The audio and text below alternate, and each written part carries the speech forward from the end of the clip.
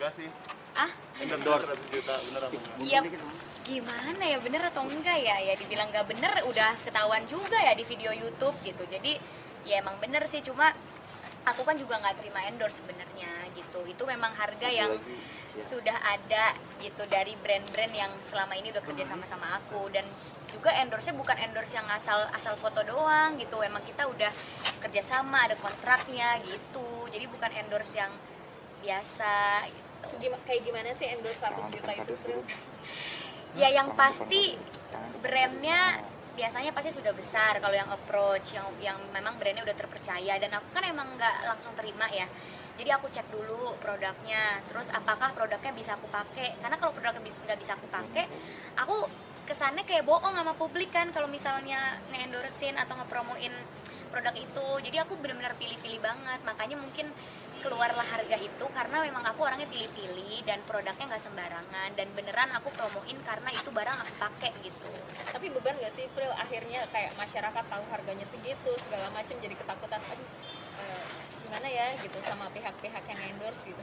Ya enggak sih, karena emang ya pihak-pihak yang udah kerja sama aku juga udah tahu berapa harga aku kan. Pasti kalau mereka udah pernah kerja sama juga pasti tahu. Jadi ya nggak takut juga sih, dan aku juga nggak pernah yang sembarangan. Alhamdulillah selama ini kalau orang percayain barangnya untuk aku promosiin, misalnya aku menjadi brand ambassador mereka atau aku memang mempromosikan produknya sekali dua kali, alhamdulillah puas karena memang aku mempromosikannya dari hati, bukannya cuma sekedar aku set udah gitu. Memang aku benar-benar ikut dalam gimana nih bikin konten yang bagus, gimana nih fotonya yang bagus, terus produknya beneran aku pakai di keseharian aku. Jadi orang juga lihat, oh iya beneran pernah dipakai loh, nggak cuma asal promosiin doang. Jadi ya nggak aku nembak harga mahal tapi mereka nggak dapet apa-apa gitu. Tapi Pril, dengan pemerintah yang akan mencanangkan pajak nih untuk para endorse gitu, gimana? Ya kalau emang pemerintah udah ada kebijakan kayak gitu ya kita sebagai rakyat harus patuh kan ya. Dan alhamdulillah aku juga orangnya yang patuh banget gitu, apa-apa lapor.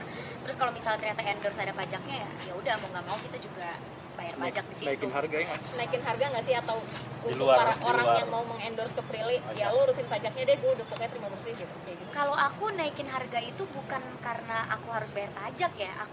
Kalau aku naikin harga itu karena apa yang aku bisa kasih ke mereka gitu, bukannya karena aku nggak mau bayar pajak. Misalnya mereka maunya video, foto, ini itu, ya harganya berapa gitu. Jadi bukannya karena aku nggak mau bayar pajak gue naikin deh, enggak. Tapi kalau harganya memang naik ya berarti yang aku kasih lebih gitu. Kalau pajak dan segala macam itu udah kewajiban aku nggak akan lempar itu ke klien. Tapi ada nggak sih kayak produk-produk yang Prilly nggak terima gitu?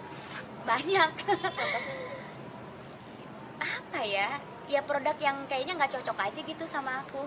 Banyak sih, kayak aku nggak ngerasa kayaknya aku bisa pakai produk itu di keseharian aku. Jadinya kalau aku promosiin nanti aku kelihatannya kayak bohong gitu kan, atau nggak cocok sama image aku gitu, atau permintaannya terlalu banyak gitu.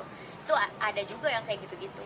Artinya cukup selektif ya, Bro? Oh iya dong, karena menurut aku kalau kita udah terima suatu barang untuk kita promosiin, image barang tersebut akan nempel juga di kita, dan image kita akan nempel juga di barang itu. Jadi harus nyari produk yang emang image-nya sama kayak kita gitu. Kriterianya apa yang utama? Yang pertama dan utama? Ya yang pasti have a good image aja sih. Ya, dan barangnya terpercaya dan barangnya berkualitas. Karena aku nggak mau promosiin barang tiba-tiba karena orang beli gara-gara aku, ternyata barangnya pas dicoba apaan sih nih yang dipromoin Prilly, jelek gitu kan, jangan sampai. Badan POM itu termasuk pertimbangan juga? Kenapa? Oh iya itu benar. Produk yang tidak ada badan POM-nya nggak mau, pokoknya nggak mau, karena harus ada BPOM-nya. Itu kan kalau ada BPOM kan itu udah pasti bahan-bahan di dalamnya kalau makanan terqualified ya. Jadi kita nggak mempromosikan barang yang istilahnya ilegal gitu, yang nggak dapat sertifikat BPOM gitu. Dengan usia yang masih muda, dengan bisa dibilang artis dengan bayaran yang fantastis juga gitu, emang ada hal lain yang ingin kamu capai gitu dengan bergelimangnya Harta. Ini pertanyaan semua orang, bahkan pertanyaan teman-temanku.